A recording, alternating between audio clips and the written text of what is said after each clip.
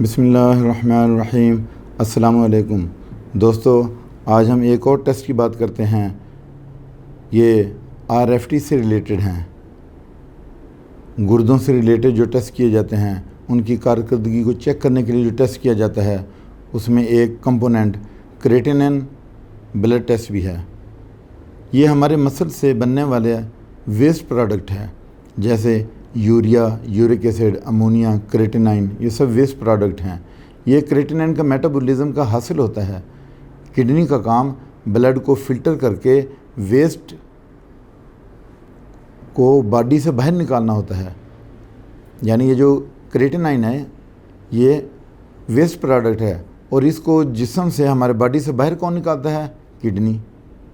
Muscles का काम cell को एनर्जी प्रोवाइड करना होता है। ये जिगर में मौजूद अमाइनो एसिड से मिलकर बनता है, मसलन आर्जिनिन और ग्लाइसिन, इसी तरह मेथियोनिन। ये टेस्ट गुर्दों की कारकर्दगी जानने के लिए किए जाते हैं। इस टेस्ट से हमें मसल्स में मौजूद बीमारियों का भी पता चलता है कि हमारे मसल्स में क्या बीमारियां हैं, क्या क्या प्रॉब्लम्स हैं। तो इसके हम नॉर्मल रेंज देख लेते हैं। फ़ीमेल में 0.5 से लेके 1 तक होती है, 1.0 mg/dl, और मेल में 0.6 से लेके 1.3 mg/dl होती है। अब हम देखते हैं कि हाई क्रेटिनाइन लेवल कब होता है, किन किन हालतों में होता है हाई क्रेटिनाइन।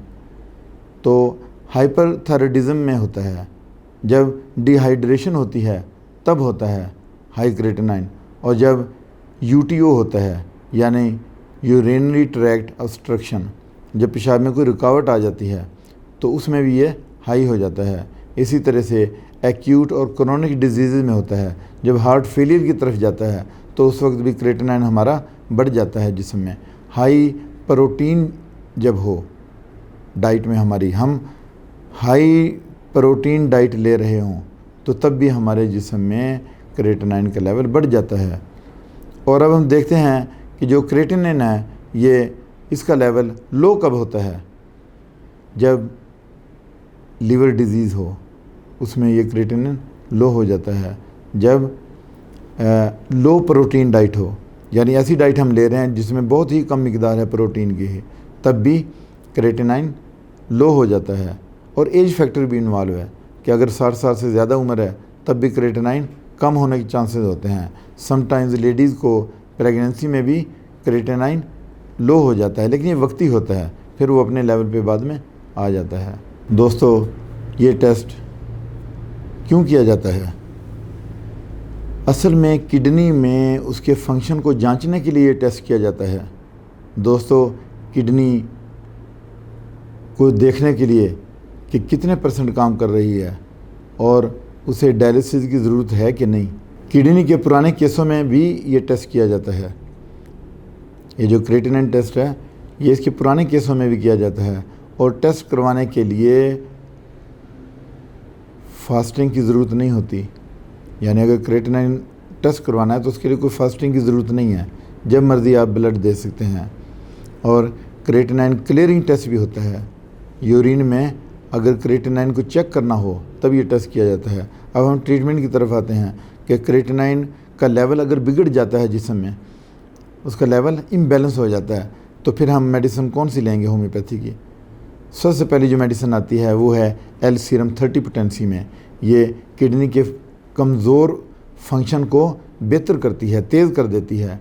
दूसरी जो मेडिसिन है वो है सीरम एंगुलाई 30। सीरम एंगुलाई 30 भी जो किडनी की जब 70% काम छोड़ दे किडनी, तब ये मेडिसिन काम करती है। यानी ये मेडिसिन इतनी इफ़ेक्टिव है कि अगर किडनी 70% काम छोड़ चुका है तब भी ये मेडिसिन अपना काम दिखाती है। उसके बाद तीसरी जो मेडिसिन है वो है एपिस मेलिफिका 30 पोटेंसी में। पेशाब में जब रेत आए और जब किडनी में दर्द हो, टीसों वाला दर्द हो, एपिस मेलिफिका 30 पोटेंसी में दी जाती है। जब किडनी में दर्द हो, टीसों वाला दर्द हो। फिर लाइकोपोडियम है अगली मेडिसिन 30 पोटेंसी में। लाइकोपोडियम कब दी जाती है? जब पेशाब में रेत आए और क्रेटिनिन हाई हो। उसके बाद एम्पिलोप्सिस एम्पीलोप्सिस मदर टिंचर है ये भी दिया जाता है जब मरीज़ कोलैप्स कर जाए, किडनी उसके कोलैप्स कर रहे हैं, बहुत ही नाजुक हालत में है, तो तब ये मेडिसिन दी जाती है मदर टिंचर में। इसके साथ अगली मेडिसिन है आर्सेनिकम एल्बम 30 पोटेंसी में। यूरिन मिकदार में जब कम आए, जब यूरिन पानी तो बहुत ज़्यादा वो पी रहा है लेकिन पेशाब ही नहीं बनता या बनता है तो कम बनता है, यूरिन कम मिकदार में आए। इसके साथ अगली मेडिसिन जो है वो है क्यूप्रियम आर्सेनिकम 30 पोटेंसी में।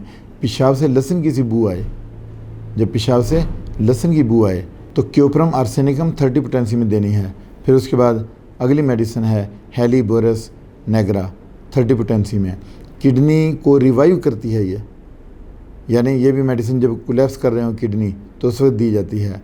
और अगली जो मेडिसिन है वो है क्यूप्रियम एसिटिकम 30 पोटेंसी में। खुश्क खांसी हो और क्रिएटिनिन हाई हो, यानी क्रिएटिनिन हाई तो है उसके साथ खुश्क खांसी भी है, तो दोस्तों ये जितनी भी मेडिसिन है ये सारी नहीं देनी है, ये अलामात के मुताबिक पेशेंट को देनी है। और जब भी कोई आप मेडिसिन देने लगें, जब भी कोई मेडिसिन आप देने लगें तो आपने अपने होम्योपैथ अच्छे किस्म का जो डॉक्टर है उससे आपने कंसल्ट करना है और उसके मशवरे से कोई भी मेडिसिन आपने यूज़ करनी है।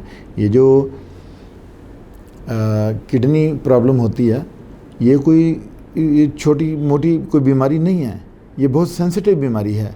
इसमें हम ये नहीं कि जो मेडिसिन है वही हम उसको दे दें, इसके बाकायदा टेस्ट करवाए जाते हैं और इस पे बड़ी वर्किंग करने के बाद मेडिसिन दी जाती है।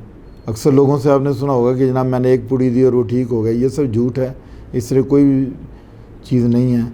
ये जो मेडिसिन तजवीज़ की जाती है ना किडनी प्रॉब्लम के लिए, चाहे उसमें स्टोन है, चाहे उसमें स्वेलिंग है, चाहे वो कोलैप्स कर रहा है, चाहे उसके जो है वो पेन है, तो उसमें बड़े सोच समझ के वर्किंग करने के बाद मेडिसिन तजवीज़ की जाती है।